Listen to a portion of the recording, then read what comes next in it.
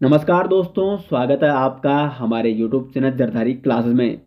दोस्तों आज हम यहाँ पे उत्तराखंड डीएलएड वर्ष 2020 का क्वेश्चन पेपर सॉल्व करने वाले हैं और मैं यहाँ पे आपको बताने का प्रयास करूँगा कि किस प्रकार से ये पेपर बना था और कहाँ कहाँ से आपसे क्वेश्चन पूछे जाएंगे।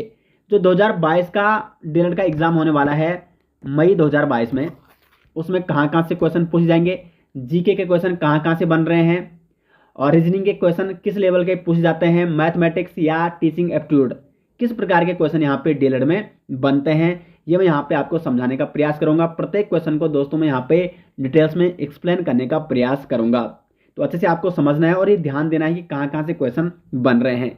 साथ ही साथ इसका पीडीएफ आपको वीडियो के डिस्क्रिप्शन में मिल जाएगा। और ऐसे ही दोस्तों आपके लिए 10+ प्रैक्टिस सेट जरदारी क्लासेस के माध्यम से बनाए गए हैं 200 मार्क्स के, जिसमें 50 नंबर जीके है, 50 में रीजनिंग है, 50 मैथ है प्रत्येक सेट में और 50 टीचिंग एप्टीट्यूड। यानी अगर 10 सेट की बात की जाए, प्रत्येक सेट में 200 क्वेश्चन है, मतलब ये हो जाएंगे आपके 2000+ क्वेश्चन। तो इन प्रश्नों की दोस्तों आपने प्रैक्टिस जरूर करनी है, विशेष तौर पर रीजनिंग और मैथ की यदि आप अच्छे से प्रैक्टिस करते हो तो जिस प्रकार से डीएलएड में क्वेश्चन बनते हैं उसी प्रकार के क्वेश्चन हमने इन प्रैक्टिस सेट में इंक्लूड कर रखे हैं। लगभग 2000+ क्वेश्चन आपके लिए बनाए गए हैं 10 प्रैक्टिस सेट। तो इसका पीडीएफ, इन 10 प्रैक्टिस सेट का पीडीएफ आपको मिल जाएगा वीडियो के डिस्क्रिप्शन में, या आप सर्च कर सकते हैं jardhariclasses.in, वहाँ हमारी वेबसाइट में इसकी पीडीएफ आपको मिल जाएगी। तो आज की वीडियो शुरू करते हैं। 2020 का जो ये पेपर है इसको सोल्व करते हैं। पहला क्वेश्चन है यहाँ पे, प्रसिद्ध ग्रंथ महाभारत का मूल नाम क्या था? तो महाभारत का जो मूल नाम था दोस्तों वो था जय संहिता। डी ऑप्शन हो जाएगा क्वेश्चन नंबर 1 का सही आंसर। दूसरा क्वेश्चन है यहाँ पे, सेंट्रल रेलवे का मुख्यालय कहाँ स्थित है? तो सेंट्रल रेलवे का मुख्यालय है मुंबई सीएसटी। सी ऑप्शन हो जाएगा दूसरे का सही आंसर। अब देखो, अगर भारत में बात करें, भारत में रेलवे जोन को बांटा गया है टोटल 18 रेलवे जोन में। इसमें जो पश्चिमी रेलवे जोन है इसका मुख्यालय भी कहाँ है? मुंबई मध्य में स्थित है। पूर्वी रेलवे जोन का मुख्यालय है कोलकाता। उसके बाद अगर हम बात करें उत्तर, तो उत्तरी रेलवे का मुख्यालय है दोस्तों दिल्ली। ये सारे आपको नोट करने हैं, ठीक है। इस बार इस प्रकार से बन सकते हैं। और दक्षिणी जो रेलवे का मुख्यालय वो है आपका चेन्नई, तमिलनाडु में, ठीक है। तो पश्चिम में हो गया मुंबई, पूर्वी रेलवे जोन का मुख्यालय कलकत्ता, उत्तरी रेलवे जोन का मुख्यालय दिल्ली और दक्षिणी रेलवे जोन का मुख्यालय चेन्नई है। तो 4 रेलवे जोन के मुख्यालय मैंने आपको बता दिए हैं। वैसे टोटल कितने रेलवे जोन है? 18 रेलवे जोन है। आगे बढ़ते हैं क्वेश्चन नंबर 3 की ओर। निम्नलिखित में से किसका नेतृत्व महात्मा गांधी ने नहीं किया था? तो देखो, भारत छोड़ो आंदोलन का नेतृत्व महात्मा गांधी ने किया था। भारत छोड़ो आंदोलन जो कि 9 अगस्त 1942 को शुरू हुआ, इसका नेतृत्व भी महात्मा गांधी ने किया। सविनय अवज्ञा आंदोलन, इसका नेतृत्व भी महात्मा गांधी ने शुरू किया, जो कि 12 मार्च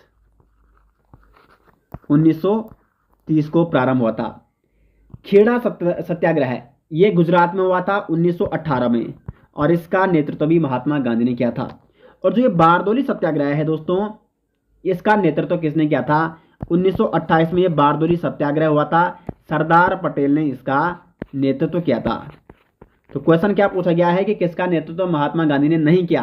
तो ये हो जाएगा डी ऑप्शन सही आंसर, क्योंकि बारदोली सत्याग्रह का नेतृत्व सरदार वल्लभ भाई पटेल जी ने किया था। आगे बढ़ते हैं क्वेश्चन नंबर 4 की ओर। निम्नलिखित घटनाओं का सही अनुक्रम, देखिए हिस्ट्री में कहाँ से क्वेश्चन बन रहे हैं ये आपको समझना है। निम्नलिखित घटनाओं का सही अनुक्रम क्या है ये हमें बताना है यहाँ पे। तो देखो, सबसे पहले भारतीय, इनमें से सबसे पहले जो स्थापना होती है भारतीय राष्ट्रीय कांग्रेस की स्थापना होती है 1885 में A.O. ह्यूम द्वारा। उसके बाद मिंटो मार्ले सुधार आता है दोस्तों, ये आता है 1909 में। उसके बाद यहाँ पे साइमन कमीशन भारत पहुंचता है 1928 में। और उसके बाद सबसे अंत में भारत छोड़ो आंदोलन 1942 में। तो कुल मिला के सबसे पहले हो जाएगा 3, ये था ना तीसरा, उसके बाद चौथा था, उसके बाद पहला और उसके बाद दूसरा। तो 3 4 1 2, 3 4 1 2, बी ऑप्शन हो जाएगा क्वेश्चन नंबर 4 का सही आंसर। बी ऑप्शन, सबसे पहले कांग्रेस की स्थापना होती है, उसके बाद मिंटो मार्ले सुधार आता है, उसके बाद साइमन कमीशन 1928 में, भारत छोड़ो आंदोलन 1942 में। तो बी ऑप्शन इसका हो जाएगा सही आंसर।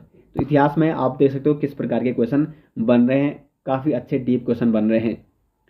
क्वेश्चन नंबर 5 यहाँ पे केंद्रीय मृदा एवं जल संरक्षण अनुसंधान एवं प्रशिक्षण संस्थान कहाँ स्थित है? तो इसका जो सही आंसर हो जाएगा देहरादून में स्थित है दोस्तों, केंद्रीय मृदा एवं जल संरक्षण अनुसंधान एवं प्रशिक्षण संस्थान। नेक्स्ट क्वेश्चन है क्वेश्चन नंबर 6, उड़ीसा में कोणार्क मंदिर का निर्माण किसने करवाया था? तो उड़ीसा का जो कोणार्क मंदिर है इसका निर्माण कराया था राजा नरसिंह देव प्रथम ने। ए ऑप्शन इसका हो जाएगा सही आंसर। क्वेश्चन नंबर 7 है मुगल प्रशासन में मुहतसिब था। तो मुगल प्रशासन में मुहतसिब था एक लोक आचरण अधिकारी जो कि क्या करता था, प्रजा के नैतिक चरित्र की देखभाल करता था। प्रजा का नैतिक चरित्र कैसा है, बिगड़ तो नहीं रहा है, उसको सुधारने का प्रयास। तो एक लोक आचरण अधिकारी जिसको क्या कहा जाता था मुगल प्रशासन में, मुहतसिब के नाम से जाना जाता था। तो 7 का यहाँ पे हो जाएगा सी ऑप्शन सही आंसर। क्वेश्चन नंबर 8 है भारतीय राष्ट्रीय कांग्रेस का वर्ष 1929 में लाहौर सम्मेलन जिसमें अंग्रेजों ने पूर्ण स्वतंत्रता पाने का संकल्प अंगीकृत किया था, किसकी अध्यक्षता में हुआ था? तो 1929 का जो लाहौर अधिवेशन हुआ था वो हुआ था जवाहरलाल नेहरू की अध्यक्षता में। सी ऑप्शन हो जाएगा सही आंसर। भारतीय राष्ट्रीय कांग्रेस की अगर बात करें तो इसकी स्थापना कब हुई थी? 1885 में A.O. ह्यूम द्वारा, और इसका प्रथम अधिवेशन 1885 को बंबई में हुआ था जिसकी अध्यक्षता किसने की थी? व्योमेश चंद्र बनर्जी ने। और जो 1929 में लाहौर सम्मेलन हुआ था जवाहरलाल नेहरू ने इसकी अध्यक्षता की थी जिसमें पूर्ण स्वतंत्रता पाने का संकल्प अंगीकृत किया था कांग्रेस ने।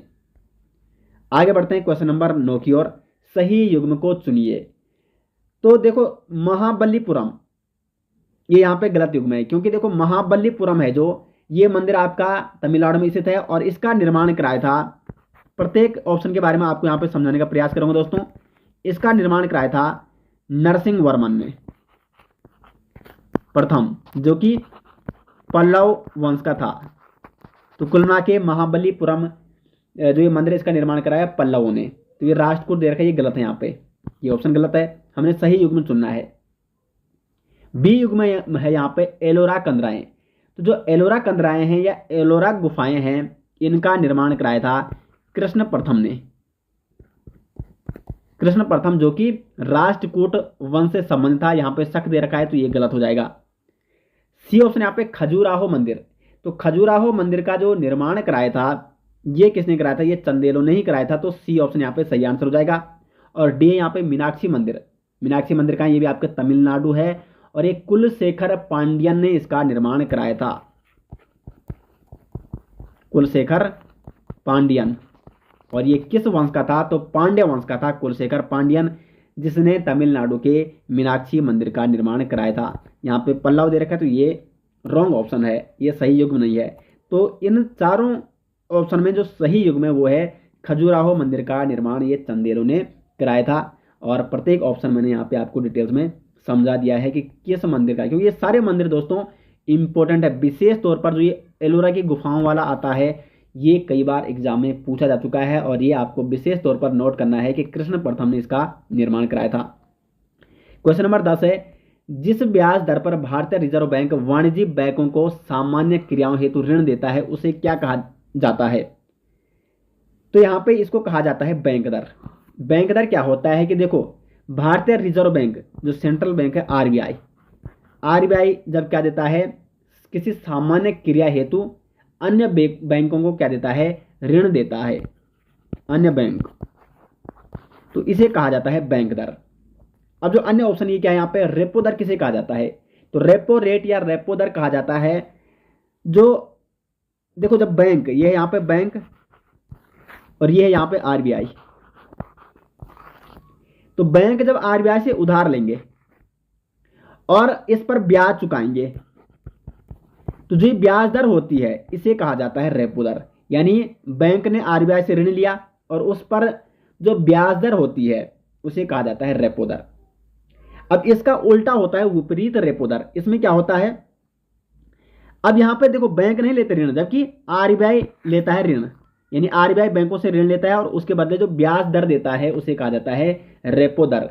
तो रेपो दर और उसे ये इसको रिवर्स रेपो दर कहा जाता है। तो रेपो दर जो ब्याज कौन देते हैं, बैंक देते हैं आरबीआई को, जबकि विपरीत रेपो दर होता है जब आरबीआई ब्याज दर देता है किसको, बैंकों को। तो एक दूसरे की क्या है, विपरीत है दोस्तों।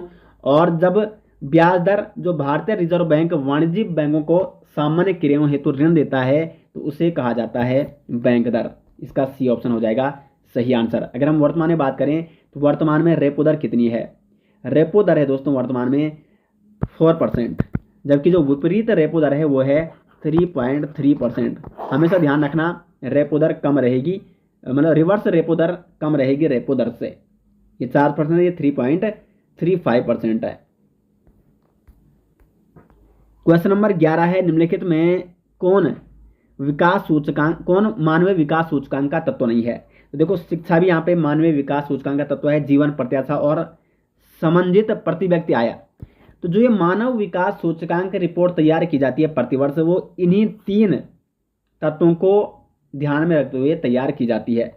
निर्धनता रेखा से नीचे लोगों की संख्या ये इसमें सम्मिलित नहीं है।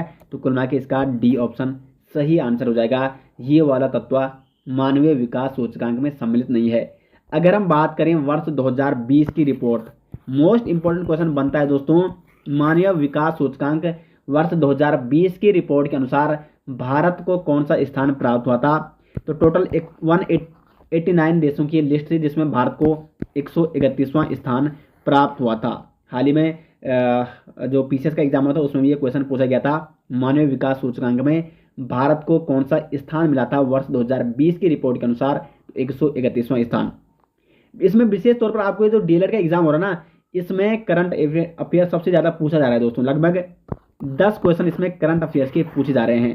तो यदि आपको वर्ष 2021 का संपूर्ण करंट अफेयर्स पीडीएफ चाहिए तो लिंक आपको वीडियो के डिस्क्रिप्शन में दे दी जाएगी। उसमें लगभग 200 क्वेश्चन तो उसमें एमसीक्यू हैं, बाकी डिटेल्स में भी उसमें दिया गया है सब कुछ, 2021 का संपूर्ण करंट अफेयर। आगे बढ़ते हैं क्वेश्चन नंबर 12 की ओर। निम्नलिखित कारकों में कौन सा कारक सकल राष्ट्रीय उत्पाद में प्रत्यक्ष रूप से वृद्धि करेगा। तो जो विनियोग में वृद्धि होती है वो सकल राष्ट्रीय उत्पाद में प्रत्यक्ष रूप से वृद्धि करेगा। सी ऑप्शन इसका हो जाएगा सही आंसर। क्वेश्चन नंबर 13 है, इनमें से किस शहर को दक्षिण भारत का मैनचेस्टर कहा जाता है। तो दक्षिण भारत का मैनचेस्टर कहा जाता है कोयम्बटूर को, जबकि भारत का पिट्सबर्ग किसे कहा जाता है, जमशेदपुर को। और भारत का मैनचेस्टर, ये तो दक्षिण भारत का मैनचेस्टर है कोयम्बटूर, लेकिन भारत का मैनचेस्टर किसको कहा जाता है, वो कहा जाता है अहमदाबाद को। और दक्षिण भारत का किसे कहा जाता है, कोयम्बटूर को कहा जाता है। अहमदाबाद संपूर्ण भारत का मैनचेस्टर अहमदाबाद को कहा जाता है। क्वेश्चन नंबर 14 है, किस मृदा को कम सिंचाई की आवश्यकता होती है क्योंकि वह मृदा नमी को रोक सकती है। काली मिट्टी, ये दोस्तों इसमें एक खासियत होती है कि ये नमी को रोक सकती है, इसलिए इसको कम सिंचाई की आवश्यकता होती है। बी ऑप्शन हो जाएगा इसका सही आंसर। क्वेश्चन नंबर 15 है, भारत का सुदूर दक्षिण में इंदिरा पॉइंट निम्नलिखित में से कहाँ स्थित है। तो देखो ये है भारत, ठीक है, ये पूर्व में है। तो सबसे देखो पूर्व, पश्चिम, उत्तर, दक्षिण। तो भारत का जो सुदूर सबसे दक्षिणी पॉइंट है इंदिरा पॉइंट इसे कहा जाता है, और ये कहाँ है, ग्रेट निकोबार में स्थित है, बड़ा निकोबार में इंदिरा पॉइंट।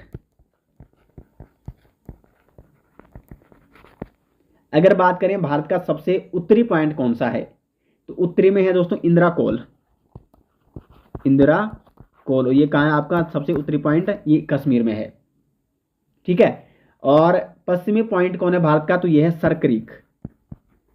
और ये कहाँ है आपका सबसे पश्चिम में कौन सा राज्य है, यहाँ गुजरात होता है, ठीक है। तो गुजरात के कच्छ में सरक्रीक जो कि सबसे पश्चिमी पॉइंट है। और सबसे पूर्वी पॉइंट कौन सा है, किबिथू। और कई जगह आपने देखा होगा वालांगू भी दिया रहता है, लेकिन ये आसपास ही है। और वालांगू से भी पूर्व में क्या है, किबिथू है। तो मोस्टली जगह आपको किबिथू देखने को मिलेगा। ये कहाँ है आपका, ये आपका अरुणाचल प्रदेश में है जो कि सबसे पूर्वी राज्य है। तो पूर्व में किबिथू है, पश्चिम में सरक्रीक है, उत्तर में है इंदिरा कोल और दक्षिणी पॉइंट है इंदिरा पॉइंट। चारों पॉइंट मैंने आपको भारत के बता दिए हैं। 15 का सी ऑप्शन यहाँ पे सही आंसर है। क्वेश्चन नंबर 16 है, सूची 1 और सूची 2 इसको आपको सम्मिलित करना है, मिलान करना है इसका। तो देखो 16 का जो यहाँ पे आप दे सकते हैं, सबसे देखो आप इस प्रकार के क्वेश्चन ना आपको इस प्रकार किया कीजिए। कई बार क्या होता है कि चारों ऑप्शन आपको नहीं आते, तो जो ऑप्शन आपको आता है उसको पहले कीजिए। तो टिहरी, ये यहाँ पे भागीरथी नदी हो जाएगा, डी का हो जाएगा वन। डी का वन किस में है, पहले और तीसरे में है, तो या तो पहला होगा आंसर या तीसरा होगा। अब आपको देखना है नागा अर्जुन बांध। ठीक है, नागा अर्जुन बांध कहाँ है, ये आपका कृष्णा नदी पर है। जायकवाड़ी बांध ये आपका किस में है, ये आपका हो जाएगा गोदावरी नदी पर। और शिव समुद्रम ये आपका हो जाएगा कावेरी नदी पर। तो 16 का जो सही आंसर हो जाएगा option A. Option A, teary हो गया भागीरथी पे, शिव समुद्रम हो गया आपका कावेरी पे, नागार्जुन हो गया कृष्णा पे, और जायकवाड़ी हो गया कावेरी पे। तो ए ऑप्शन हो जाएगा इसका सही आंसर। तो जियोग्राफी लगभग देखो, हिस्ट्री के लगभग 10 क्वेश्चन बन रहे हैं, जियोग्राफी के 10-11 क्वेश्चन बन रहे हैं, कॉन्स्टिट्यूशन के 7-8 क्वेश्चन, और इकोनॉमिक्स के 5 या 6 क्वेश्चन। तो इसी बेस पे आपके लिए दोस्तों प्रैक्टिस सेट तैयार किए गए हैं, 10+ प्रैक्टिस सेट, जिसका लिंक आपको वीडियो के डिस्क्रिप्शन में मिल जाएगा। उत्तराखंड डीएलएड प्रैक्टिस सेट यदि आपको चाहिए तो आप वीडियो के डिस्क्रिप्शन में दिया गया है लिंक, उस पर आप क्लिक करके हमारी वेबसाइट jardhariclasses.in में जा सकते हैं, वहाँ से PDF डाउनलोड कर सकते हैं। क्वेश्चन नंबर 17 है, निम्नलिखित में से एक सेकंड है, थोड़ा माइक दूर चला गया था। तो 17 यहाँ पे, निम्नलिखित में से संविधान सभा की संघ संविधान समिति का अध्यक्ष कौन था। तो संघ संविधान समिति का अध्यक्ष था जवाहरलाल नेहरू जी। सी ऑप्शन हो जाएगा 17 का यहाँ पे सही आंसर। देखो संविधान मैंने पूरा पढ़ा रखा है दोस्तों, तो संविधान की एक अलग से प्लेलिस्ट बना रखी है मैंने, उसमें आपको यहाँ से हर क्वेश्चन उन्हीं वीडियो से आ रखे हैं। संविधान के डिलेड मैंने ये पेपर देखा है, कोई क्वेश्चन संविधान की जो मैंने प्लेलिस्ट बना रखी है, जितनी वीडियो मैंने उसमें लगभग 20-22 वीडियो है, उनको यदि आप पूरा देखोगे तो वहाँ से बाहर किसी भी प्रकार का प्रश्न नहीं बन सकता है। पूरा संविधान मैंने बता रखा है। 18 यहाँ पे, भारत में पंचायती राज प्रणाली का शुभारंभ कब हुआ। तो 18 का हो जाएगा यहाँ पे सही आंसर 2 अक्टूबर 1959 को। कहाँ से शुरू हुआ था, राजस्थान के नागौर जिले के बगदरी गांव से। और किसने शुरू किया था, तत्कालीन प्राइम मिनिस्टर जवाहरलाल नेहरू। ये 2 अक्टूबर को ही शुरू क्यों की गई पंचायती राज प्रणाली, क्योंकि दोस्तों गांधी जी पंचायती राज प्रणाली के पक्षधर रहे हैं, तो इसलिए 2 अक्टूबर 1959 को पंचायती राज प्रणाली का शुभारंभ किया गया। 19वां यहाँ पे, भारतीय संविधान के प्रस्तावना में पंथ निरपेक्ष शब्द कब जोड़ा गया। तो 42वां संविधान संशोधन कब हुआ था, 1976 में, 1976 में। 42वां संविधान संशोधन 1976 में 3 शब्द जोड़े गए थे संविधान की प्रस्तावना में। कौन कौन से थे वो 3 शब्द, समाजवाद, नंबर 2 था यहाँ पे पंथ निरपेक्ष, और नंबर 3 जो था वो था अखंडता। तो ये 3 शब्द 42वें संविधान संशोधन 1976 के माध्यम से जोड़े गए हैं। क्वेश्चन नंबर 20 है, भारत सरकार द्वारा वित्त विधेयक किस सदन में पेश किया जाता है। तो वित्त विधेयक दोस्तों हमेशा लोकसभा में पेश किया जाता है राष्ट्रपति की पूर्वानुमति से। इसलिए वित्त विधेयक ऐसा विधेयक है जिसको राष्ट्रपति पुनर्विचार के लिए नहीं लौटा सकता है, क्योंकि पहले ही राष्ट्रपति की पूर्वानुमति ली जा चुकी है, और ये लोकसभा में हमेशा पहले क्या किया जाता है, पेश किया जाता है। क्वेश्चन नंबर 21 है, ऑपरेशन क्लीन आर्ट है। तो ऑपरेशन क्लीन आर्ट ये नेवलों के बालों के गैर कानूनी व्यापार पर नियंत्रण का अभियान था। क्या होता है कि जो नेवलों के बाल होते हैं उनसे बहुत तरह की सामग्रियां बनाई जाती है, कंघी हो गए या ब्रश हो गया, तो इसलिए इसको वो करने के लिए, इस पर नियंत्रण करने के लिए ऑपरेशन क्लीन आर्ट शुरू किया गया। बी ऑप्शन इसका सही आंसर हो जाएगा। ये करंट अफेयर से रिलेटेड क्वेश्चन है। 22 है, वर्तमान में भारत के नियंत्रक एवं महालेखा परीक्षक कैग कौन है। तो उस समय 2020 में भी GC मुर्मू यानी गिरीश चंद्र मुर्मू थे, और वर्तमान में अभी भी यही है GC मुर्मू यानी गिरीश चंद्र मुर्मू। अगर हम कैग की बात करें, आर्टिकल 148 से लेकर 151 तक कैग के बारे में इन अनुच्छेदों में उल्लेख मिलता है। 148 आर्टिकल 148 कहता है कि भारत का एक महालेखा निरीक्षक यानी कैग होगा, और इसका कार्य क्या होता है, जो संचित निधि होता है, कितना आय हुआ, कितना व्यय हुआ पूरे भारत का, ये सारी रिपोर्ट ये तैयार करता है, और अपनी रिपोर्ट किसको सौंपता है, राष्ट्रपति को सौंपता है, और फिर राष्ट्रपति इस रिपोर्ट को संसद की पटल पर रखते हैं। संविधान वाली सीरीज में मैंने इनके बारे में आपको डिटेल्स में बताया हुआ है। क्वेश्चन नंबर 23 है, भारत के राष्ट्रपति के निर्वाचक मंडल में कौन शामिल नहीं होता है? निर्वाचक मंडल जो होता है भारत के राष्ट्रपति का, उसमें लोकसभा के निर्वाचित सदस्य बिल्कुल शामिल होते हैं, राज्यसभा के निर्वाचित सदस्य ये भी शामिल होते हैं, राज्य विधानसभाओं के निर्वाचित सदस्य ये भी शामिल होते हैं। ये शामिल नहीं होते हैं, तो इसलिए इसका डी ऑप्शन हो जाएगा सही आंसर। राज्य विधान परिषदों के निर्वाचित सदस्य शामिल नहीं होते हैं। क्यों नहीं होते हैं? क्योंकि दोस्तों प्रत्येक राज्य में विधान परिषद नहीं है, केवल कुछ राज्यों में विधान परिषद हैं, तो इसलिए ये विधान परिषद के जो निर्वाचित सदस्य होते हैं ये राष्ट्रपति के चुनाव में शामिल नहीं होते हैं। डी ऑप्शन हो जाएगा इसका सही आंसर। और राष्ट्रपति की जो चुनाव प्रणाली है वो है एकल संक्रमणीय आनुपातिक प्रणाली, जो कि कहाँ से ली गई है? आयरलैंड से ली गई है। ये भी आपको नोट करना है। क्वेश्चन नंबर 24 है, कपास का प्रमुख घटक। तो कपास का जो प्रमुख घटक है वो है यहाँ पे सेलुलोज। 25 है, वर्णांध व्यक्ति किन रंगों में भेद नहीं कर पाता है? तो लाल और हरे रंग में वर्णांध व्यक्ति विभेद नहीं कर पाता है। इसका ए ऑप्शन हो जाएगा सही आंसर। दोस्तों यदि आप उत्तराखंड डीएलएड एग्जाम 2025 के लिए मॉडल पेपर, साथ में उत्तराखंड डीएलएड के previous year paper, teaching aptitude के प्रैक्टिस सेट और रीजनिंग के प्रैक्टिस सेट लेना चाहते हैं तो आपको जाना अपने गूगल पे और यहाँ पे सर्च करना है दोस्तों jardhari-classes.in। जैसे आप इस लिंक पे दोस्तों क्लिक करोगे, यहाँ पर खुल जाएगी हमारी ऑफिशियल साइट, और या आप इसका लिंक मैं दोस्तों वीडियो के डिस्क्रिप्शन में भी आपको दे दूंगा, या आप गूगल पे सर्च कर सकते हैं jardhari-classes.in। तो ये हमारी ऑफिशियल साइट है दोस्तों। यहाँ पे आप देखेंगे टीचिंग एप्टीट्यूड शिक्षण अभिरुचि एवं शिक्षण अभिवृद्धि के 1000+ दोस्तों इसमें क्वेश्चन है। यहाँ पे आप उत्तराखंड डीएलएड 2025 के लिए 10 मॉडल पेपर और इसमें उत्तराखंड डीएलएड के 5 प्रीवियस ईयर पेपर भी रखे गए हैं जो कि अब तक हुए हैं। यानी ये 200-200 नंबर के प्रैक्टिस सेट है, जिसमें सभी सब्जेक्ट, इसमें 50 नंबर की रीजनिंग है, 50 की जीएस है, 50 का टीचिंग एप्टीट्यूड है और 50 की मैथ, यानी 200-200 नंबर के 15 प्रैक्टिस सेट है दोस्तों। लगभग 3000 क्वेश्चनों का संग्रह है इसमें आपके डीएलएड एग्जाम 2025 के लिए। और ये है रीजनिंग के 15 प्रैक्टिस सेट, 50-50 नंबर के रीजनिंग के 15 प्रैक्टिस सेट। तो काफी महत्वपूर्ण होने वाले हैं दोस्तों आपके उत्तराखंड डीएलएड एग्जाम 2025 के लिए। तो इसमें से आप जिसको भी लेना चाहते हैं तो आपको उनमें से किसी एक पर क्लिक कर देना है। जिसको आप लेना चाहते हैं उस पर क्लिक करके आप इसको ले सकते हैं, इसको डाउनलोड कर सकते हैं। क्योंकि दोस्तों एग्जाम से पहले आपकी प्रैक्टिस काफी महत्वपूर्ण साबित करेगी, आप एग्जाम में किस प्रकार का प्रदर्शन करोगे। तो एग्जाम से पहले प्रैक्टिस आपको अधिक से अधिक करनी है और आपके प्रैक्टिस के लिए ही ये बनाए गए हैं ये सेट। तो इनका लिंक वीडियो के डिस्क्रिप्शन में दे दूंगा, या आप गूगल पे सर्च कर सकते हैं jardhari-classes.in। 26वां है, सर्वाधिक धात्विक खनिज कहाँ पाए जाते हैं? तो सर्वाधिक जो धात्विक खनिज क्या होते हैं? जो धातु खनिज होते हैं जैसे लोहा, मैग्नीज, सोना, जस्ता, तांबा, ये पाए जाते हैं धारवाड़ क्रम की चट्टानों में। और ये धारवाड़ क्रम की चट्टानें मोस्टली देखने को मिलती है कर्नाटका में। क्वेश्चन नंबर 27 है, गोविंद वल्लभ पंत सागर नामक कृत्रिम झील स्थित है। तो ये गोविंद वल्लभ पंत सागर नामक कृत्रिम झील है दोस्तों, ये आपकी उत्तर प्रदेश के सोनभद्र जिले में स्थित है। और ये रिहंद बांध परियोजना है, इसके अंतर्गत ये आती है, रिहंद नदी के अंतर्गत। और ये भारत की सबसे बड़ी कृत्रिम झील है। क्वेश्चन बन सकता है कि भारत की सबसे बड़ी कृत्रिम झील कौन है? तो गोविंद वल्लभ पंत सागर, जो कि उत्तर प्रदेश के सोनभद्र जिले में स्थित है। क्वेश्चन नंबर 28 है, सैटेनिक वर्सेज नामक पुस्तक के लेखक कौन है? तो सैटेनिक वर्सेज नामक पुस्तक के जो लेखक है दोस्तों वह है यहाँ पे सलमान रश्दी। डी ऑप्शन हो जाएगा 28 का इसका सही आंसर। सैटेनिक वर्सेज ये क्या है? ये एक उपन्यास है। क्या है ये उपन्यास है दोस्तों। और ये किसने लिखा है? तो सलमान रश्दी ने। क्वेश्चन नंबर 29 है, रैयतवाड़ी भूमि लगान व्यवस्था में भूमि पर अधिकार था।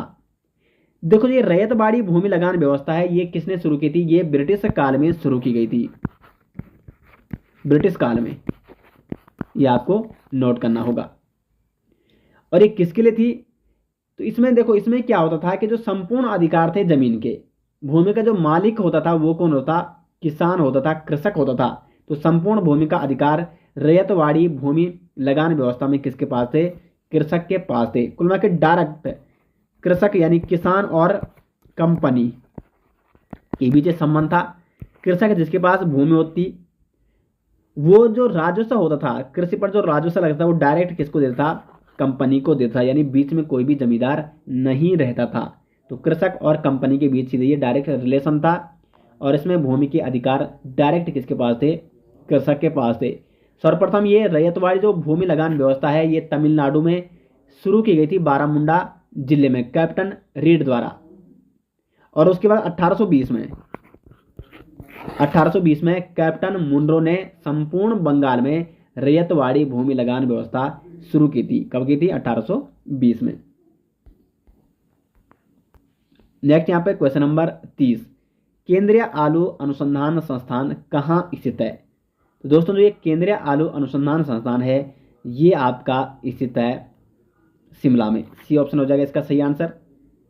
केंद्रीय गन्ना अनुसंधान संस्थान कहाँ है आपका? ये आपका लखनऊ में है।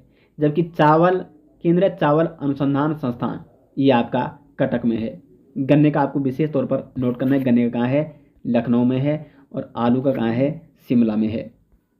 31वां है, ब्रिक्स का 11वां शिखर सम्मेलन आयोजित हुआ। तो जो ब्रिक्स का 11वां शिखर सम्मेलन आयोजित हुआ था वो हुआ था दोस्तों ब्राजीलिया में आयोजित। देखो सम्मेलन या सूचकांक यहाँ से प्रश्न मोस्टली बनते हैं, तो इसकी दोस्तों पीडीएफ आपको मिल जाएगी करंट अफेयर्स की, उसमें मैंने आपको डिटेल्स में इनके बारे में बताया हुआ है। लिंक आपको वीडियो के डिस्क्रिप्शन में दे दिया जाएगा। अब देखो हम ब्रिक्स सम्मेलन की बात करते हैं तो ये तो 11वां शिखर सम्मेलन था, ये तो 2019 का था। लेकिन देखो ये पेपर 2020 का था तो करंट अफेयर 2019 का ही पूछा जाना था। अब 2022 का पेपर है तो करंट अफेयर 2021 का आपको पढ़ के जाना है। लेकिन यहाँ पे हुआ क्या, अगर हम ब्रिक्स सम्मेलन की बात करें तो 2020 में ये वर्चुअल माध्यम से हुआ था, क्योंकि तो कोरोना केस थे, कोविड था, तो इसलिए वहाँ पे वो हो नहीं पाया था। और 2021 में भी ये वर्चुअल माध्यम से हुआ था। तो 2020 में इसकी अध्यक्षता किसने की थी? ये 12वां ब्रिक्स सम्मेलन था, रूस ने इसकी अध्यक्षता की थी। लेकिन 2021 इंपॉर्टेंट था, जो ये 13वां संस्करण था। 2021 में ब्रिक्स शिखर सम्मेलन 2021 13वां शिखर सम्मेलन, इसकी अध्यक्षता किसने की थी? भारत ने की थी, इसलिए ये महत्वपूर्ण है। और ये भी वर्चुअल माध्यम से यानी ऑनलाइन हुआ था, सीधी मतलब ऑनलाइन मीटिंग, इसमें कोई किसी भी देश नहीं गया था। जैसे 11वां शिखर सम्मेलन में ये ब्राजीलिया में हुआ था, लेकिन 12वां और 13वां ये वर्चुअल माध्यम से संपन्न हुए थे। क्वेश्चन नंबर 32 है, ज्ञानपीठ पुरस्कार के बारे में निम्न में से कौन सा कथन सही नहीं है? तो जो ज्ञानपीठ पुरस्कार है इसके बारे में कौन सा कथन सही नहीं है ये आपको यहाँ पे बताना है। तो संविधान में सम्मिलित 22 भाषाओं में साहित्य के योगदान हेतु दिया जाता है, ये बिल्कुल सही है। संविधान में जो 22 भाषाएं हैं उनके लिए ज्ञानपीठ पुरस्कार दिया जाता है। बी ऑप्शन है, ज्ञानपीठ पुरस्कार 1965 में प्रथम बार दिया गया था, बिल्कुल सही है। प्रथम जो ज्ञानपीठ पुरस्कार है ये 1965 में दिया गया था। किसको दिया गया था? शंकर कुरूप को। सी है यहाँ पे 2019 का 55वां ज्ञानपीठ पुरस्कार मलयालम कवि अकिथम को दिया गया था, ये भी सही है। और डी ऑप्शन क्या है? ये गलत है। क्योंकि गलत क्यों है? ये बोला कि प्रथम ज्ञानपीठ पुरस्कार हिंदी भाषा के कवि सुमित्रा नंदन पंत को दिया गया था, ये बिल्कुल गलत है। क्योंकि जो प्रथम ज्ञानपीठ पुरस्कार मिला था वो 1965 में शंकर कुरूप को दिया गया था। जबकि हिंदी भाषा के कवि सुमित्रा नंदन पंत जी को ज्ञानपीठ पुरस्कार 1968 में प्राप्त हुआ था चिदम्बरा के लिए। अगर यहाँ पे क्वेश्चन इस प्रकार बनता है कि हिंदी भाषा के लिए प्रथम ज्ञानपीठ पुरस्कार किसको दिया गया, तब तो सुमित्रा नंदन पंत आएगा, क्योंकि हिंदी भाषा के लिए प्रथम ज्ञानपीठ पुरस्कार सुमित्रा नंदन पंत जी को दिया गया था। लेकिन उससे पहले 1965 में ये दिया जा चुका है, किसको? शंकर कुरूप जी को। ये आपको विशेष तौर पर नोट करना है। तो डी ऑप्शन ये यहाँ पे सही आंसर है 32 का। क्वेश्चन नंबर 33 है, निम्नलिखित में से कौन सा विकल्प वायुमंडल के स्तरों एवं उनके अभिलक्षणों के समेकन में सही नहीं है? तो देखो यहाँ पे जो 33वां है, क्षोभमंडल, इसमें मौसमी संबंधी घटनाएं होती हैं, ये बिल्कुल सही है। समताप मंडल में ओजोन परत है, ये भी बिल्कुल सही है।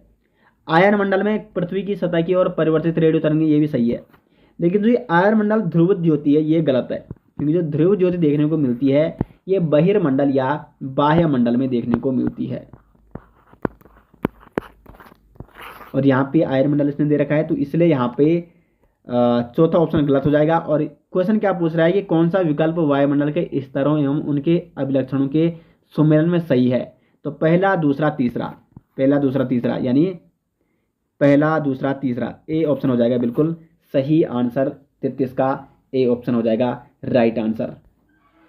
तो देखो मतलब जीके में आप ये लगा रहे होंगे कि हर विषय से प्रश्न बन रहे हैं। इकोनॉमिक्स से प्रश्न पूछे जा रहे हैं, हिस्ट्री से क्वेश्चन बन रहे हैं, कॉन्स्टिट्यूशन से क्वेश्चन बन रहे हैं, आपके करंट अफेयर से लगभग काफ़ी 10-12 क्वेश्चन बन रहे हैं, साइंस से भी 2 या 3 क्वेश्चन पूछे गए हैं। क्वेश्चन नंबर 34 यहाँ पे गौतम बुद्ध के दर्शन से संबंधित विषयों का संकलन किया गया है। देखो बौद्ध धर्म में 3 पिटक ये काफ़ी प्रसिद्ध हैं, विनय पिटक, सुत्त पिटक और अभिधम पिटक। तो जो गौतम बुद्ध के दर्शन से संबंधित विषय संकलित किए गए हैं वो संकलित किए गए हैं अभिधम पिटक में। वैसे कुछ दिनों पहले जो मैंने इंडियन हिस्ट्री का कोर्स शुरू किया था उसमें मैंने आपको बौद्ध धर्म के बारे में डिटेल्स में बताया था और यहाँ पे मैंने इन तीनों पिटक के बारे में वहाँ पे बताया है। तो अगर देखो यहाँ पे अगर बात की जाए जो विनय पिटक है इसकी रचना बौद्ध शिष्या उपाल ने की थी और इसमें बौद्ध संघ में प्रवेश करने के नियम हैं। बौद्ध संघ में प्रवेश करने के नियम ये किसमें हैं? तो ये हैं विनय पिटक में। सुत्त पिटक में क्या है? बौद्ध धर्म का, इसको इंसाइक्लोपीडिया कहा जाता है। बौद्ध धर्म का इंसाइक्लोपीडिया किसे कहा जाता है? सुत्त पिटक को कहा जाता है और इसमें बुद्ध के पूर्व जन्म की कथाओं का विवरण मिलता है। और जो अभिधम पिटक है इसमें बुद्ध के आध्यात्मिक और दार्शनिक विचारों का संकलन देखने को मिलता है। और सुत्त पिटक में पूर्व ज्ञान के साथ साथ दोस्तों बुद्ध के उपदेश हो गया, संवाद, ये देखने को मिलता है। संवाद इसमें नियम हो गया और इसमें हो गया आपके दर्शन, जो एक क्वेश्चन पूछा गया है। तो गौतम बुद्ध के दर्शन से संबंधित विषयों का संकलन अभिधम पिटक में किया गया है। आगे बढ़ते हैं क्वेश्चन नंबर 35 की ओर। अंटार्कटिका के सर्वोच्च पर्वत शिखर माउंट विल्सन का सफल आरोहण करने वाली पहली दिव्यांग महिला पर्वतारोही कौन बनी है? तो 35 का यहाँ पे ए ऑप्शन सही आंसर है, अरुणिमा सिन्हा, जो कि अंटार्कटिका के सर्वोच्च पर्वत शिखर माउंट विल्सन का सफल आरोहण करने वाली पहली दिव्यांग महिला पर्वतारोही बनी है। क्वेश्चन नंबर 36 है। देखो अभी लास्ट में दोस्तों हम यहाँ पे एनालिसिस भी करेंगे कि कहाँ से क्वेश्चन बन रहे हैं और कौन कौन से टॉपिक आपको अच्छे से तैयार करने हैं। करंट अफेयर्स कहाँ से पढ़ना है, जीके कितना पढ़ना है, हिस्ट्री कितनी पढ़नी है, कॉन्स्टिट्यूशन कितना पढ़ना है, ये अभी आपको वीडियो जब ये 50 क्वेश्चन, क्योंकि 50 नंबर का ना जीके, जब ये 50 क्वेश्चन पूरे हो जाएंगे उसके बाद इसका विश्लेषण भी करेंगे। 36 यहाँ पे 22वां फीफा विश्व कप फुटबॉल 2022 का आयोजन कहाँ होगा? तो ये होगा कतर में। 37वां है नरसिम्हन समिति संबंधित है। तो जो ये नरसिम्हन समिति है इसका संबंध दोस्तों बैंकिंग क्षेत्र के सुधार से। बैंकिंग क्षेत्र के सुधार से देखो नरसिम्हन समिति, ये 2 समिति बनी थी। नरसिम्हन समिति 1 1991 में बनी थी और नरसिम्हन समिति 2 ये 1998 में बनी थी, जिनका संबंध किससे है? बैंकिंग क्षेत्र के सुधार से। क्वेश्चन नंबर 38 यहाँ पे निम्नलिखित कथनों में से कौन सा कथन पृथ्वी की स्थिति के संबंध में सत्य है? ये आपको बताना है। ऑप्शन ए है पृथ्वी के अक्ष एक वास्तविक रेखा है जो इसके कक्षीय समतल से 23.5 डिग्री अंश का कोण बनाती है। देखो ये कह रहा है कि पृथ्वी का अक्ष एक वास्तविक रेखा है। बिल्कुल जितने भी दोस्तों यहाँ पे ये गलत है, क्योंकि देखो वास्तविक रेखा नहीं है, सारी की सारी काल्पनिक रेखाएं हैं। पृथ्वी के अक्ष, ये पृथ्वी है। अब इसका मतलब कि वास्तविक रेखा, क्या पृथ्वी के अक्ष में कोई वास्तविक रेखा बनी हुई है? मतलब पृथ्वी में कोई भी वास्तविक रेखा दिखती है? बिल्कुल नहीं है। ये सारी हमने काल्पनिक मान रखी है। चाहे हम भूमध्य रेखा बात करें, विषुवत रेखा बात करें, कोई भी रेखा की अगर कर्क रेखा की बात करें, वो सारी की सारी क्या है दोस्तों? काल्पनिक रेखाएं हैं। तो अगर ये वास्तविक रेखा वाला जो ऑप्शन है ये बिल्कुल गलत है। ये दोनों ऑप्शन यहाँ पे गलत हो जाएंगे। अब बचे ऑप्शन बी और सी। तो पृथ्वी के अक्ष एक काल्पनिक रेखा, ये बिल्कुल सही है, जो इसके कक्षीय समतल से 66.5 डिग्री अंश का कोण बनाती है। और सी ऑप्शन है पृथ्वी की अक्ष एक काल्पनिक रेखा है जो इसके कक्षीय समतल से 23.5 डिग्री का कोण बनाती है। तो इसका बी ऑप्शन सही आंसर है। क्यों आंसर सही है? देखो यहाँ पे आप कंफ्यूज हो सकते हो। अगर यहाँ पे पूछा जाता है कि पृथ्वी अपने घूर्णन तल से, तब तो 23.5 है, लेकिन यहाँ पे कक्षीय समतल से पूछा गया है। अभी मैं आपको इसको चित्र के माध्यम से समझाने का प्रयास करता हूँ कि ये क्वेश्चन कहना क्या चाहता है। देखो दोस्तों ये है वो क्वेश्चन, ये है आपका कक्षीय समतल, ये कक्षीय समतल है और ये पृथ्वी का क्या है? घूर्णन तल है, क्योंकि पृथ्वी क्या है? 23.5 डिग्री झुकी हुई है। ये क्या है? ये घूर्णन तल है और ये पृथ्वी 23.5 डिग्री झुकी हुई है। तो ये घूर्णन तल है और ये है समतल, कक्षीय समतल। तो घूर्णन तल से जो पृथ्वी झुकी हुई वो झुकी है 23.5 डिग्री। और अगर हम बात करें इस समतल तल से, तो यहाँ से यहाँ तक की जो ये मतलब पृथ्वी झुकी हुई है 66.5 डिग्री। तो ये देखो, ये जो कोण है ये 66.5 डिग्री का है, ये 23.5 का, और टोटली बन रहा है 90 डिग्री का। तो 66.5 और 23.5 ये हो जाएगा आपका 90। कितना हो जाएगा? 90। तो कुल मिला के यहाँ पे अगर वो घूर्णन तल से पूछता तब तो 23.5 डिग्री होता, लेकिन उसने समतल तल पूछ रखा है, ये वाला तल, और यहाँ से लेकर ये देखो, ये कितना है? 66.5 है। उम्मीद करते हैं आपको इस प्रकार से अच्छे से समझ में आ गया होगा। तो बी ऑप्शन हो जाएगा सही आंसर। कक्षीय समतल से 66.5 डिग्री अंश का कोण बनाती है, और पृथ्वी की जो अक्ष में जितनी भी रेखाएं वो क्या है? काल्पनिक रेखाएं हैं। पृथ्वी की अक्ष क्या है? काल्पनिक रेखा है। बी ऑप्शन हो जाएगा सही आंसर। दोस्तों मेरा उद्देश्य यही रहता है कि देखो हर क्वेश्चन को आपको डिटेल्स में समझाया जाए, चाहे कितना भी उसमें टाइम लगे, तो इसलिए आपको अच्छे से ध्यान देना है, और ये आपको अनुमान लगाते जाना है कि कहाँ से क्वेश्चन ये बन रहे हैं और किस हिसाब से आपको अपनी तैयारी करनी है। इसलिए आपके लिए यहाँ पे प्रैक्टिस सेट बनाए गए हैं, और उनकी प्रैक्टिस आपको जरूर करनी है। विशेष तौर पर देखो 10 प्रैक्टिस सेट में रीजनिंग के 500 क्वेश्चन हो जाएंगे, क्योंकि प्रत्येक सेट में 50 क्वेश्चन है। मैथ के भी 500 क्वेश्चन हो जाएंगे, और 10 सेट में टीचिंग एप्टीट्यूड के भी 500 क्वेश्चन हो जाएंगे। अगर आप इन 500 क्वेश्चनों की प्रैक्टिस करते हो तो मोस्टली क्वेश्चन, विशेष तौर पर टीचिंग एप्टीट्यूड, रीजनिंग और मैथ के, यहाँ से बहुत आपके कवर हो जाएंगे। क्योंकि देखो जीके में इसलिए नहीं कर रहा हूँ, जीके मोस्टली यहाँ से कवर हो सकते हैं, लेकिन जीके इतना बड़ा है और क्वेश्चन कहीं से भी बन सकते हैं, करंट अफेयर से क्वेश्चन कहीं से भी पूछ जाते हैं। तो विशेष तौर पर जो ये 3 सब्जेक्ट है, इनकी प्रैक्टिस करने के लिए सबसे बेस्ट ऑप्शन है आपके पास ये प्रैक्टिस सेट आपको लेने हैं, जिनका लिंक आपको वीडियो के डिस्क्रिप्शन में मिल जाएगा, और उनकी प्रैक्टिस आपको करनी है। मतलब देखो आपने जैसे एक दिन रीजनिंग पढ़ लिया अच्छे से, उसके बाद आपने प्रैक्टिस सेट कर लिया, तो लगभग मतलब हर हफ्ते, अगर अभी टाइम बचा है लगभग 1.5 महीना बचा है, तो हर हफ्ते आपको एक प्रैक्टिस सेट जरूर करना है सोल्व, और विशेष तौर पर टाइम भी देखना है, क्योंकि टाइम सबसे ज़्यादा मैटर करता है। नेक्स्ट क्वेश्चन यहाँ पे क्वेश्चन नंबर 39। 26 जनवरी 2020 को भारत के गणतंत्र दिवस समारोह के मुख्य अतिथि कौन थे? 2020 में थे ये jeer messiest Bolsonaro, D option question number 39 का। ये ब्राजील के राष्ट्रपति थे। अगर बात की जाए 2021 और 2022 की, तो ये दोनों साल दोस्तों 26 जनवरी 2021 और 26 जनवरी 2022 में कोई भी मुख्य अतिथि नहीं रहा है, क्योंकि कोविड का दौर था, इसलिए कोई भी मुख्य अतिथि यहाँ पे शामिल नहीं हो पाया था। तो इसलिए आपको ये ध्यान देना होगा 2021 और 2022 में कोई भी मुख्य अतिथि नहीं थे। क्वेश्चन नंबर 40 है, दिसंबर 2019 में कोरोना वायरस के संक्रमण की शुरुआत किस शहर से हुई? वुहान से। ये तो खैर करंट के क्वेश्चन है, और करंट के क्वेश्चन ये तो 2019-20 के करंट के, क्योंकि ये 2020 का पेपर है, आपको पेपर 2022 में देना है, तो इसलिए आपको 2021 का करंट संपूर्ण रूप से पढ़ना होगा। लगभग 10 क्वेश्चन करंट से पूछे जाएंगे। क्वेश्चन नंबर 41 है, वर्ष के प्रारंभ से लेकर अंत तक होने वाली टेनिस की ग्रैंड स्लैम प्रतियोगिताओं के आयोजन का सही क्रम कौन सा है? तो यहाँ पे सबसे पहले होता है ऑस्ट्रेलिया ओपन, उसके बाद फ्रेंच ओपन होता है, विंबलडन होता है, फिर अमेरिका ओपन होता है। तो इसका ए ऑप्शन ही यहाँ पे 41 का सही आंसर है। क्वेश्चन नंबर 42 है, वाणिज्यिक बैंकों में गैर निष्पादीय परिसंपत्तियों एनपीए का अर्थ क्या है? एनपीए की फुल फॉर्म होती है नॉन परफॉर्मिंग एसेट, यानी गैर निष्पादीय परिसंपत्तियां। ये ऐसी संपत्ति होती है दोस्तों एनपीए। इसका अर्थ ये होता है कि देखो बैंक ने सपोज किसी को कोई ऋण दे दिया है, और उस ऋण की आने की गुंजाइश ही नहीं है। अब ऋण की आने की गुंजाइश नहीं है, और ना ही उसके ब्याज की आने की गुंजाइश है। जैसे कई बार क्या होता है, बैंक ने किसी कंपनी को ऋण दे दिया, वो कंपनी डूब गई, तो फिर बैंक अब किससे लेगा वो वापस? क्योंकि कंपनी किसी एक आदमी की तो होती नहीं है।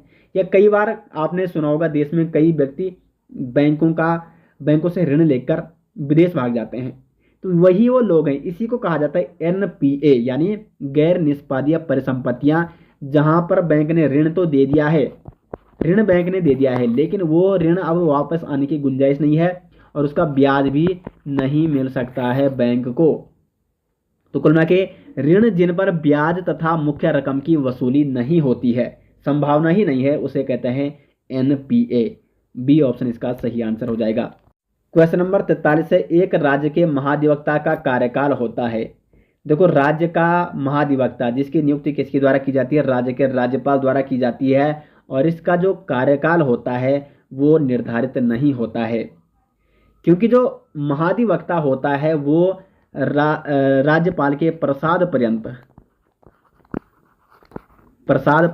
कार्य करता है। प्रसाद पर्यंत का मतलब होता है कि जब तक राज्यपाल चाहे तब तक ही महाधिवक्ता अपने पद पर बना रहता है।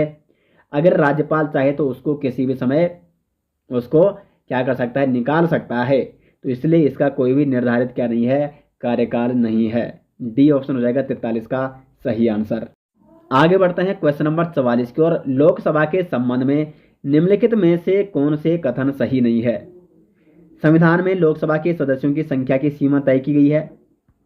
बिल्कुल, संविधान में लोकसभा के सदस्यों की सीमा तय की गई है, सही है। बी ऑप्शन है, संसदीय निर्वाचन क्षेत्रों की सीमा और आकार निर्वाचन आयोग द्वारा निर्धारित किया जाता है। ये बिल्कुल गलत है, क्योंकि जो संसदीय निर्वाचन क्षेत्र का परिसीमन किया जाता है, आकार तय किया जाता है, ये अधिकार केवल संसद को है, ये निर्वाचन आयोग को नहीं है। संसद क्या करता है इस संबंध में, संसद एक परिसीमन अधिनियम लागू करता है और उसके माध्यम से संसदीय निर्वाचन क्षेत्रों का परिसीमन करता है। तो ये अधिकार संसद को है, बल्कि निर्वाचन आयोग को नहीं है। तो ये गलत ऑप्शन है। सी यहाँ पे फर्स्ट पास्ट द पोस्ट निर्वाचन प्रणाली अपनाई जाती है लोकसभा में। बिल्कुल ये सही है।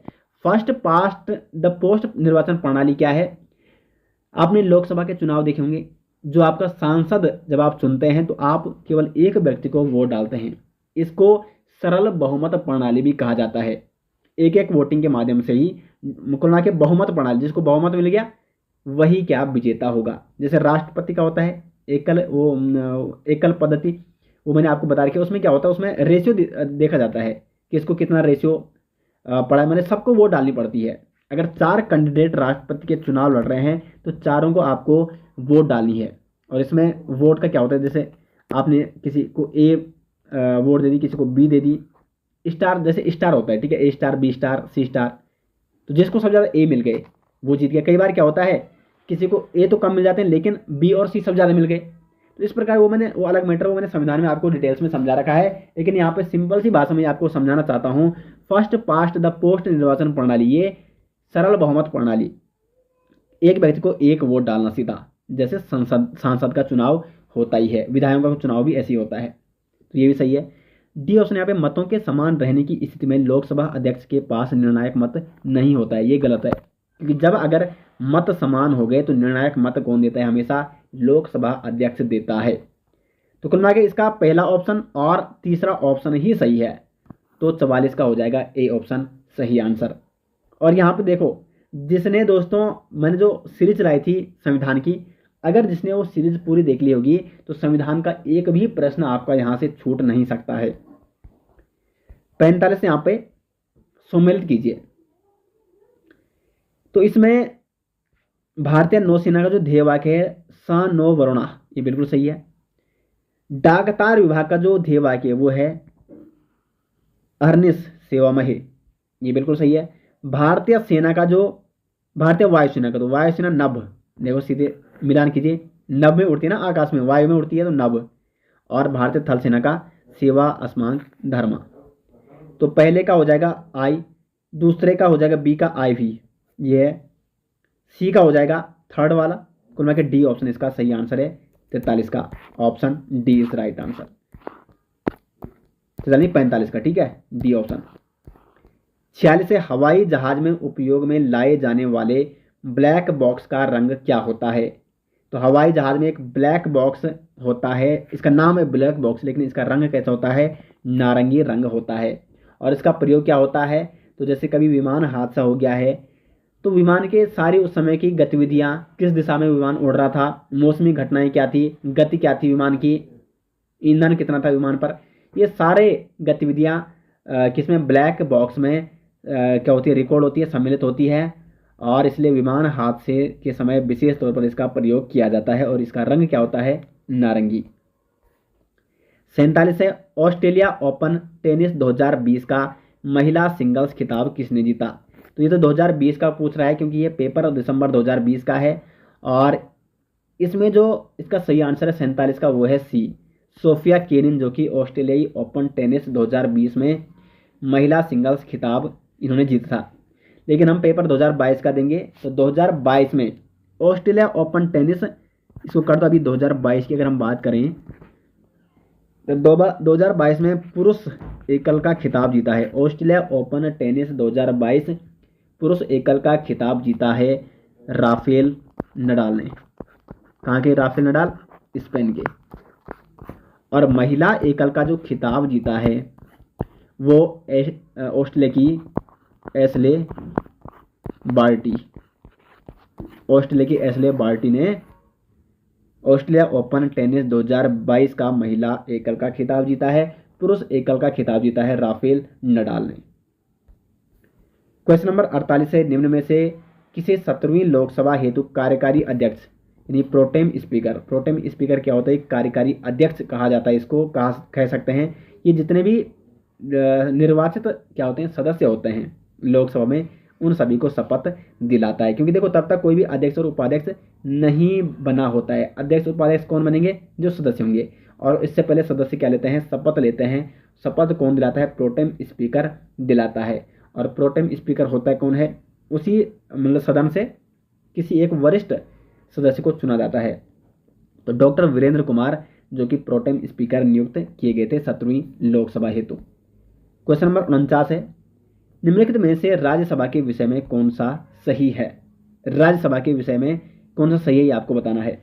यह भंग नहीं किया जा सकता है। बिल्कुल राज्यसभा कभी भी भंग नहीं होता है, अनंत है राज्यसभा, तो ये सही है।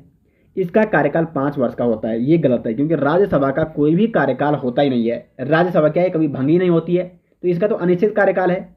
लेकिन यहाँ पे कंफ्यूज क्या होता है पता है बच्चों को? अगर पूछ जाता है कि राज्यसभा के सदस्य का कार्यकाल कितना है, तो सदस्य का कार्यकाल है 6 वर्ष का, जबकि राज्यसभा का कोई भी निश्चित कार्यकाल नहीं है। ये हमेशा क्या है, अनंत है, कभी भी भंग नहीं होती है। तो ये वाला दूसरा ऑप्शन गलत है। प्रत्येक 2 वर्ष बाद इसके 1/3 सदस्यों का कार्यकाल समाप्त हो जाता है, ये बिल्कुल सही है। और चौथा है, इसके सदस्य 25 वर्ष से कम आयु के होंगे, ये बिल्कुल गलत है। 30 वर्ष इसकी आयु रखी गई है। तो कुल मिला के इसका तीसरा और पहला ऑप्शन सही है, तो यानी सी ऑप्शन हो जाएगा 49 का सही आंसर। 49 का हो जाएगा सी ऑप्शन सही आंसर। और अंतिम क्वेश्चन है जीके वाले पोर्शन का, 5 से 8 नवंबर 2019 तक 5वीं भारतीय अंतर्राष्ट्रीय विज्ञान महोत्सव कहाँ आयोजित किया गया? तो ये कलकत्ता में आयोजित किया गया था। अब अगर हम बात करें 2020 में जो 6ठी भारतीय अंतर्राष्ट्रीय विज्ञान महोत्सव आयोजित किया गया था, ये दिल्ली में आयोजित किया गया था 22 से 25 दिसंबर। और 2021 में यानी 7वां भारतीय अंतर्राष्ट्रीय विज्ञान महोत्सव आयोजित किया गया था गोवा में, गोवा के पणजी में 10 से 13 दिसंबर 2021 को। तो ये दोनों भी आपको नोट करने हैं। तो दोस्तों ये 50 क्वेश्चन हो गए जीके के। अब देखो, अब जो नेक्स्ट इसका पार्ट है रीजनिंग का, उसका हम नेक्स्ट वीडियो में चर्चा करेंगे, क्योंकि अगर एक ही वीडियो में हमने चर्चा कर ली तो काफ़ी वीडियो बड़ी बन जाएगी। तुरंत इसके बाद वो वीडियो आपकी आने वाली है। अब देखो इस 50 क्वेश्चनों का एनालिसिस अगर हम बात करें तो लगभग यहाँ पे आपने देखा होगा हिस्ट्री से विशेष तौर पर मॉडर्न हिस्ट्री के अत्यधिक क्वेश्चन पूछे जा रहे हैं। और कुछ क्वेश्चन दक्षिण भारत का जो इतिहास है, पल्लव वंश, राष्ट्रकूट वंश, वहाँ से प्रश्न बन रहे हैं। और कुछ मुगल से भी क्वेश्चन बन रहे हैं, मुगल वंश से। तो हिस्ट्री के लगभग यहाँ पे 8 या 9 क्वेश्चन बन रहे हैं। उसी प्रकार कॉन्स्टिट्यूशन दोस्तों मैंने पढ़ा रखा है पूरी डिटेल्स में, तो अगर आप पढ़ सकते हैं वहाँ से तो अच्छी बात है। अगर आप किसी अदर एग्जाम की तैयारी भी कर रहे होंगे तो वहाँ के लिए भी आपका ये तैयार हो जाएगा। तो कंप्लीट कॉन्स्टिट्यूशन अगर आप उसको पढ़ते हैं तो इस क्वेश्चन पेपर से कोई भी ऐसा सवाल नहीं है जो उससे बाहर बना होगा। कॉन्स्टिट्यूशन से भी लगभग 8 क्वेश्चन बन रहे हैं। जियोग्राफी से अच्छे खासे क्वेश्चन बन रहे हैं, लगभग 10-11 क्वेश्चन, विशेष तौर पर नदी, डैम और आपका और क्या बना जियोग्राफी से, हाँ खनिज। और उसके बाद इकोनॉमिक्स से अगर हम बात करें, इकोनॉमिक्स से लगभग 3 या 4 क्वेश्चन बन रहे हैं। और करंट से दोस्तों यहाँ पे लगभग 10-12 क्वेश्चन बन रहे हैं। 2-3 क्वेश्चन यहाँ पे साइंस के बन रहे हैं और फिर 4-5 अदर क्वेश्चन जो कि विविध से पूछे जा रहे हैं, स्पोर्ट्स से पूछे जा रहे हैं या अन्य मतलब अवार्ड से पूछे जा रहे हैं, पुरस्कारों से पूछे जा रहे हैं। तो इस प्रकार से ये एनालिसिस आप इस प्रकार से कर सकते हैं। और आपको लूसेंट आप अच्छे से पढ़ सकते हैं क्योंकि मोस्टली क्वेश्चन लूसेंट से बने हुए हैं। और प्रैक्टिस सेट दोस्तों यदि आपको चाहिए तो लिंक आपको मिल जाएगा वीडियो के डिस्क्रिप्शन में, और इस क्वेश्चन पेपर का PDF भी आपको उसी के साथ दिया जाएगा वीडियो के डिस्क्रिप्शन में, या आप jardhariclasses.in सर्च कर सकते हैं गूगल पे, वहाँ से आपको PDF दे दी जाएगी। और अगर आप हमारे साथ टेलीग्राम पे नहीं जुड़े हुए हैं तो टेलीग्राम पे आप जुड़ सकते हैं, वीडियो के डिस्क्रिप्शन में टेलीग्राम का लिंक भी दे दिया जाएगा। और इसका जो नेक्स्ट पार्ट आएगा वो रीजनिंग का बहुत जल्दी आने वाला है, क्योंकि नहीं तो रीजनिंग में तो और ज़्यादा टाइम लगेगा। मैंने सॉल्व कराने आपको प्रत्येक क्वेश्चन, क्योंकि मोस्टली क्वेश्चन आपको वहीं से कवर हो जाएंगे, किस प्रकार आपको रीजनिंग के क्वेश्चन करने हैं और कहाँ कहाँ से क्वेश्चन बन रहे हैं। उम्मीद करते हैं दोस्तों ये आपको वीडियो पसंद आई होगी। वीडियो के बारे में कमेंट बॉक्स में राय जरूर दें, और आपको हमारे प्रैक्टिस सेट कैसे लगते हैं उनके बारे में भी अपनी राय जरूर दें। मिलते हैं नेक्स्ट, तब तक के लिए धन्यवाद। दोस्तों यदि आप उत्तराखंड डीएलएड एग्जाम 2025 के लिए मॉडल पेपर, साथ में उत्तराखंड डीएलएड के previous year paper, teaching aptitude के प्रैक्टिस सेट और रीजनिंग के प्रैक्टिस सेट लेना चाहते हैं तो आपको जाना अपने गूगल पर और यहाँ पे सर्च करना है दोस्तों jardhariclasses.in। जैसे आप इस लिंक पे दोस्तों क्लिक करोगे, यहाँ पर खुल जाएगी हमारी ऑफिशियल साइट, और या आप इसका लिंक मैं दोस्तों वीडियो के डिस्क्रिप्शन में भी आपको दे दूंगा, या आप गूगल पे सर्च कर सकते हैं jardhariclasses.in। तो ये हमारी ऑफिशियल साइट है दोस्तों। यहाँ पे आप देखेंगे टीचिंग एप्टीट्यूड शिक्षण अभिरुचि एवं शिक्षण अभिवृद्धि के 1000+ दोस्तों इसमें क्वेश्चन है। यहाँ पे आप उत्तराखंड डीएलएड 2025 के लिए 10 मॉडल पेपर और इसमें उत्तराखंड डीएलएड के 5 प्रीवियस ईयर पेपर भी रखे गए हैं जो कि अब तक हुए हैं। यानी ये 200-200 नंबर के प्रैक्टिस सेट है, जिसमें सभी सब्जेक्ट, इसमें 50 नंबर की रीजनिंग है, 50 की जीएस है, 50 का टीचिंग एप्टीट्यूड है और 50 की मैथ, यानी 200-200 नंबर के 15 प्रैक्टिस सेट है दोस्तों। लगभग 3000 क्वेश्चनों का संग्रह है इसमें आपके डीएलएड एग्जाम 2025 के लिए। और ये है रीजनिंग के 15 प्रैक्टिस सेट, 50-50 नंबर के रीजनिंग के 15 प्रैक्टिस सेट। तो काफी महत्वपूर्ण होने वाले हैं दोस्तों आपके उत्तराखंड डीएलएड एग्जाम 2025 के लिए। तो इसमें से आप जिसको भी लेना चाहते हैं तो आपको उनमें से किसी एक पर क्लिक कर देना है। जिसको आप लेना चाहते हैं उस पर क्लिक करके आप इसको ले सकते हैं, इसको डाउनलोड कर सकते हैं। क्योंकि दोस्तों एग्जाम से पहले आपकी प्रैक्टिस काफी महत्वपूर्ण साबित करेगी, आप एग्जाम में किस प्रकार का प्रदर्शन करोगे। तो एग्जाम से पहले प्रैक्टिस आपको अधिक से अधिक करनी है, और आपके प्रैक्टिस के लिए ही ये बनाए गए हैं ये सेट। तो इनका लिंक वीडियो के डिस्क्रिप्शन में दे दूंगा, या आप गूगल पे सर्च कर सकते हैं jardhariclasses.in।